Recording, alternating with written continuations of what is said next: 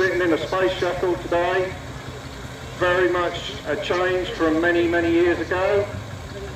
So the first thing Ben will do is put up the lids of the grain tank. The grain tank has a capacity of roughly about 9 tons of wheat on this machine. About 11,000 litres as a volume.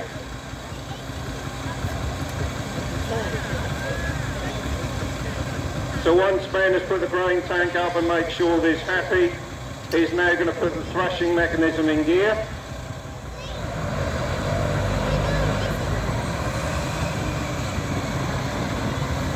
We'll talk about the thrashing mechanism in a minute and exactly what happens inside a combine. And then he's engaged the cutter bar. The big section on the front of the combine is what we call a cutter bar. And again, we'll talk about that in detail shortly.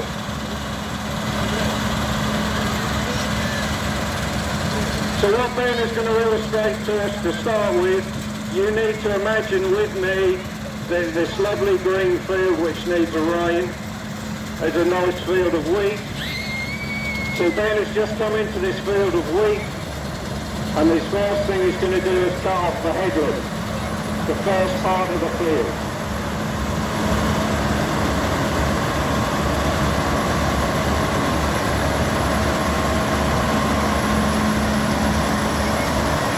So when the combine comes in the field initially, the cutter bar would have to be fitted on the front of the combine.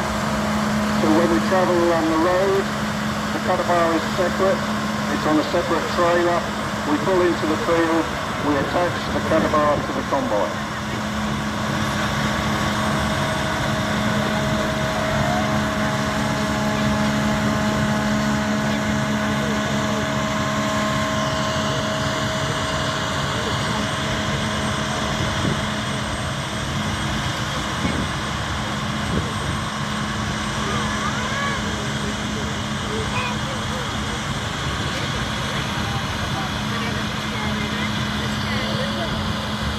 So if we watch Ben now, if he was in a field cutting the headland for real, we'd have to cut what we call the corner out. Because every part of the crop is important, it costs money. So Ben will try and do, if he can, what we call a 90-degree cut. So he cuts into the corner, lifts the cutter bar up, reverse, and at this point in time we need to make sure there's no tractors and trailers behind. It's good for parts business for us this time of year.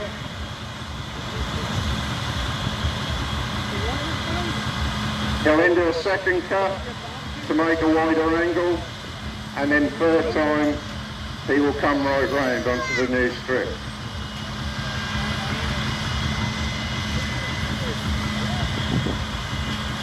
So while Ben is cutting his headland out, well, let's just talk a little bit about some history. So as I've announced already, us three guys work for a company called Claas, which is the name on the side of the machine. A German family company, which started just before the war, Second World War. Pioneered itself on initially making a knocker system, which is initially where it's made its money from, and then ultimately developed threshing machines and what we know today as combine harvester. The first combine harvesters in the UK from Claas arrived just after the Second World War. And I'll mention some names which some of you older generation will associate with: the Super, Matador, Matador Standard, Matador Giant, Senator, Mercator, Dominator, and then we, from the Dominator, come to the range where we are today, Lexion.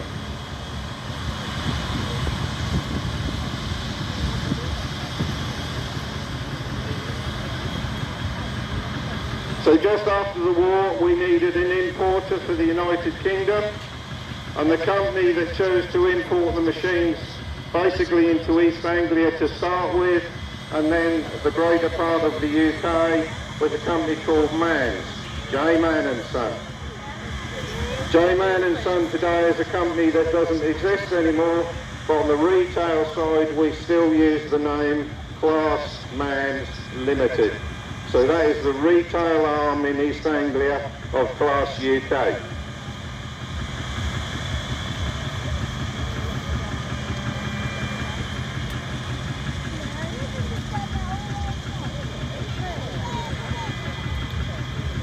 He's doing well considering he's not actually in a field. Well, he's not cut the field. So the sponsors of this event, or one of the sponsors of this event, is the Morley Foundation Trust. And just to explain, this is actually their combine. So not only are they a main sponsor of the show, but very kindly allowed us to use their machine for this demonstration program. So Ben has nearly cut his headland out of his first run around the field.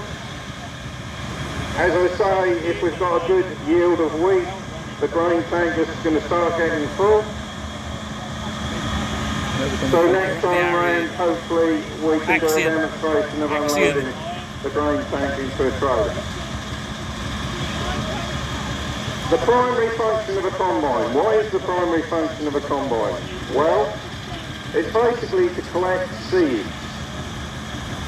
A combine functionality is to harvest and collect seeds. And then the farmer sells these seeds for various different things, which is ultimately how he's making his money in simple terms. And we're going to talk about some of those seeds in detail shortly, because ultimately a lot of them are helping us live, basically, put the food on our table. And food on our table today, ladies and gentlemen, is obviously becoming a very emotional subject with the cost of living, the situation in the world today with unfortunately wars, etc., etc. Ukraine is a massive agricultural country. So we need to be supporting our farmers today, because things like wheat, which make bread, is going to be a very important commodity in the world.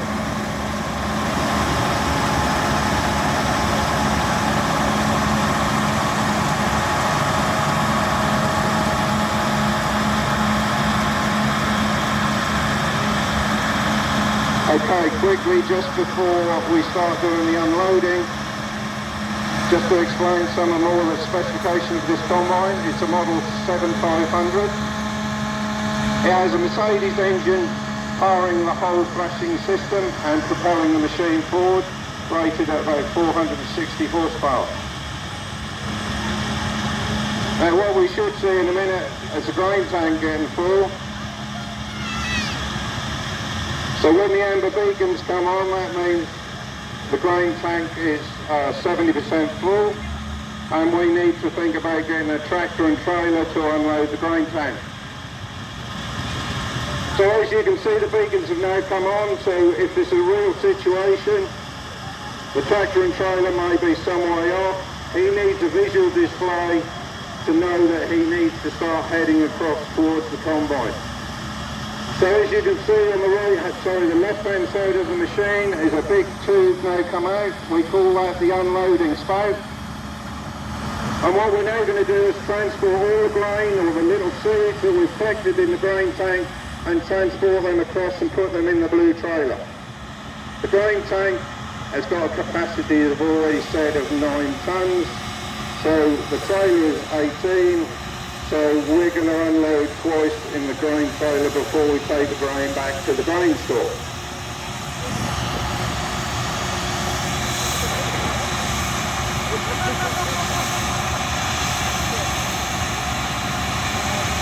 I'm sorry, ladies and gentlemen, you're going to have to imagine the grain coming out.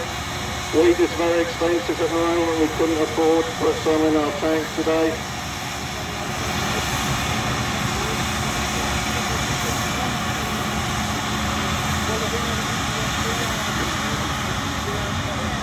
Once the grain tank is unloaded, the tractor and trailer will stay still, allows the combine to pass so he can tank his unloading spout back in and safe to turn on the corner.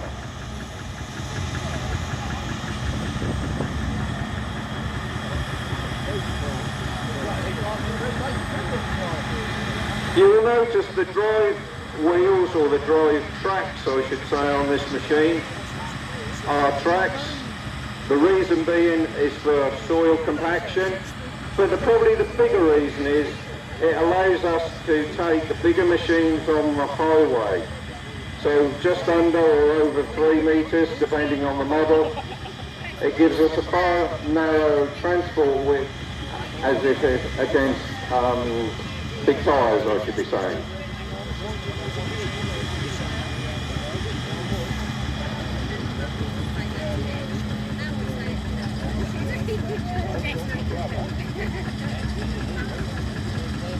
So Ben's going to do one more run around the field, and then we're going to bring the machine up close and we're going to talk in detail.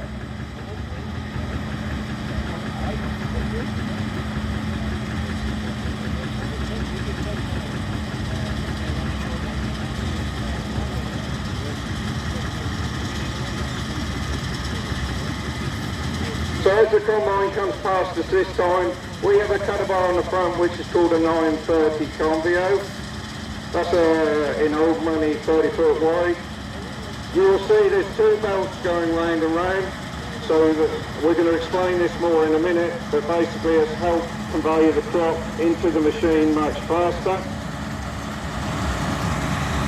And again, if this is a real situation, Ben, the driver, would be able to set the combine up in the field, and by now he would be not steering the machine. The steering would be happening through GPS signal.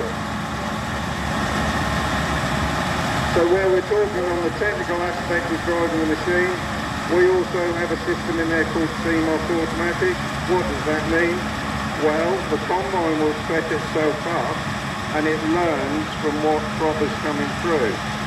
So it's a computer system, so it looks at the throughput of the machine, it looks at the yield, it looks at the capacity of the whole combine, and then it increases or decreases the speed of the machine all automatically.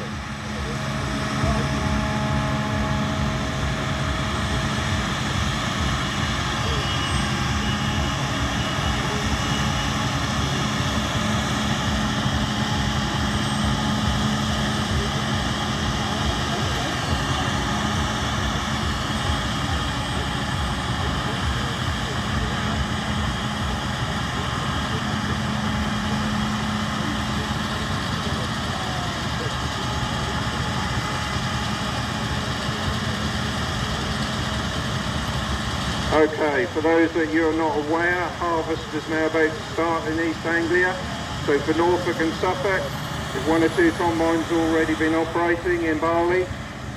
So come next week, all the combines are going to start getting busy.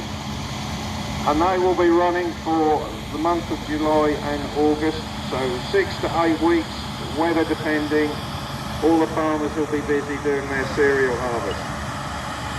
The machines are going to operate from anything, 9, 10 o'clock in the morning, and again, subject to weather conditions, will work right through until midnight and beyond. So our farmer customers are working long hours, are going to help put food on yours and my table.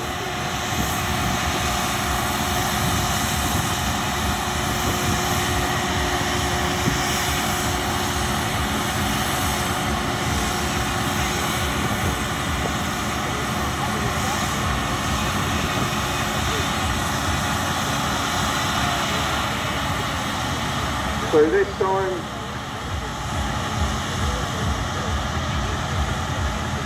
time we've unloaded a second time, which means the trailer is now full.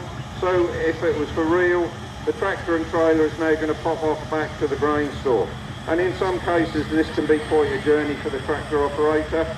So the farmer would have perhaps 2, 3, 4, depending on the distance, tractors and trailers supporting his combine.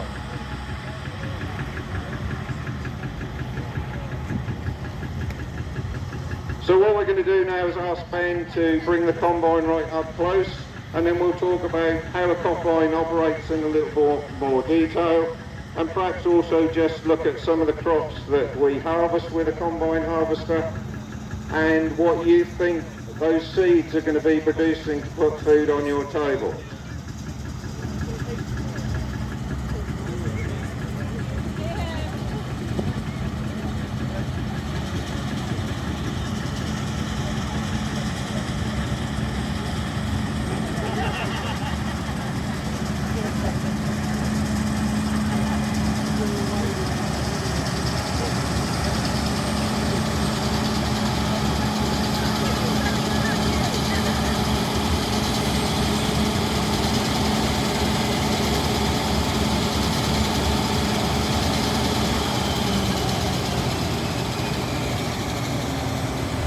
Okay, for those up the other end of where I am, if you want to join me this way, we're going to just talk a bit about the cutter bar and the combine in detail. So you might want to move along the railings just so you can get a little bit closer.